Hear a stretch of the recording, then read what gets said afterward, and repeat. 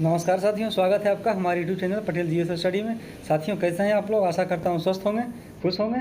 साथियों, आज मैं पुनः आप लोगों के लिए लेकर आया हूं तो पूर्ण ही परीक्षोपयोगी प्रश्न। साथियों, अगर अभी तक आपने हमारे चैनल को सब्सक्राइब नहीं किया है तो कृपया सब्सक्राइब कर लें और इसके बेल आइकन को अवश्य दबाएँ। तो आइए साथियों, प्रारंभ करते हैं। तो हमारा प्रथम प्रश्न है, इलाहाबाद की संधि कब हुआ था?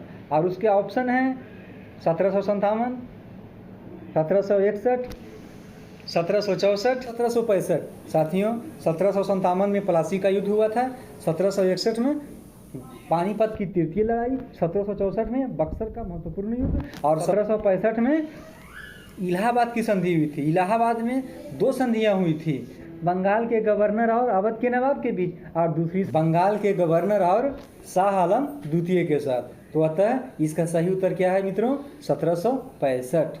1765। अब अगले प्रश्न पे आते हैं। इनमें से कौन सी नीति भारत के पास नहीं है? राष्ट्रीय स्मारक मिशन, प्रोजेक्ट टाइगर, राष्ट्रीय जल संवर्धन विकास प्रोजेक्ट, राष्ट्रीय रोजगार नीति। साथियों, राष्ट्रीय स्मारक मिशन संस्कृति से संबंधित है। प्रोजेक्ट टाइगर के सुरक्षा और संरक्षण से संबंधित है। राष्ट्रीय जल संवर्धन विकास प्रोजेक्ट यह सिंचाई से संबंधित है। और राष्ट्रीय रोजगार नीति जो कि भारत के पास नहीं है, अतः इसका सही उत्तर ऑप्शन डी, राष्ट्रीय रोजगार नीति। अब अगले प्रश्न पे आते हैं। संघ सूची, राज्य सूची और समवर्ती सूची को किस अनुसूची में रखा गया है? और ऑप्शन है 5वीं, 6वीं, 7वीं और 8वीं। जैसा कि हम लोग जानते हैं कि 5वीं अनुसूची में अनुसूचित और जनजातीय क्षेत्र के प्रशासन के संबंध में, और 6वीं अनुसूची में असम, मेघालय, त्रिपुरा, मिजोरम राज्यों के जनजातीय क्षेत्रों के प्रशासन के बारे में, और 7वीं में केंद्र और राज्य के विधायी शक्तियों के बीच संबंध का वर्णन है। इसी में संघ सूची, राज्य सूची और समवर्ती सूची को रखा गया है। अतः इसका सही उत्तर ऑप्शन सी 7वीं होगी, तथा 8वीं अनुसूची में भाषाओं को रखा गया है। प्रारंभ में 14 भाषाएं थी, वर्तमान में 22 भाषाएं हैं। अब अगले प्रश्न पे गौर करते हैं।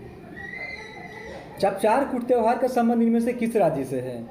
ऑप्शन है त्रिपुरा, असम, महाराष्ट्र और मिजोरम। त्रिपुरा का प्रमुख त्यौहार है गारिया पूजा, असम का बिहू, महाराष्ट्र का गुड़ी पर्व और मिजोरम का ही चपुचार कूट। अतः इसका सही उत्तर क्या है? मिजोरम। अगला प्रश्न है, भारत में मानसून का आगमन सर्वप्रथम कहाँ होता है? और ऑप्शन है केरल, पश्चिम बंगाल, मिजोरम, अंडमान निकोबार। तो साथियों, इसका सही उत्तर है अंडमान निकोबार। और इसी प्रश्न में यदि ऐसा रहता है कि भारत में मानसून भारत के मुख्य भूखंड पर कब आता है, तो इसका उत्तर केरल होता है। अब अगला प्रश्न पे आते हैं। महान सम्राट अशोक किस वंश के थे? मौर्य वंश, मुगल वंश, गुप्त वंश, चोल वंश। तो साथियों, इसका सही उत्तर है मौर्य वंश। इसका सही उत्तर है मौर्य वंश। अब अगले प्रश्न पे आते हैं। भारतीय संविधान में उल्लिखित राज्यसभा के सदस्यों का निर्वाचन संबंधी उपबंध संविधान में किस देश से लिया गया है? ऑप्शन है जापान, फ्रांस, जर्मनी और दक्षिण अफ्रीका। तो साथियों, जापान के संविधान से विधि द्वारा स्थापित प्रक्रिया, फ्रांस के संविधान से समता बंधुता के आदर्श और जर्मनी के संविधान से आपातकाल के समय मूल अधिकारों का स्थगन और दक्षिण अफ्रीका के संविधान से ही संविधान में संशोधन एवं राज्यसभा के सदस्यों का निर्वाचन संबंधी उपबंध को लिया गया है। अतः इसका सही उत्तर ऑप्शन डी, दक्षिण अफ्रीका। अब अगले प्रश्न पे आते हैं। इनमें से किस देश ने औपचारिक रूप से WHO से अपनी सदस्यता वापस लेने के लिए संयुक्त राष्ट्र को अधिसूचित किया है? ऑप्शन है चीन, वियतनाम, तुर्की और अमेरिका। तो साथियों, इसका सही उत्तर अमेरिका है। अभी हाल ही में कोविड के सिचुएशन में अमेरिकी राष्ट्रपति डोनाल्ड ट्रंप ने यह ऐलान किया था कि अमेरिका WHO से अपनी सदस्यता वापस लेगा।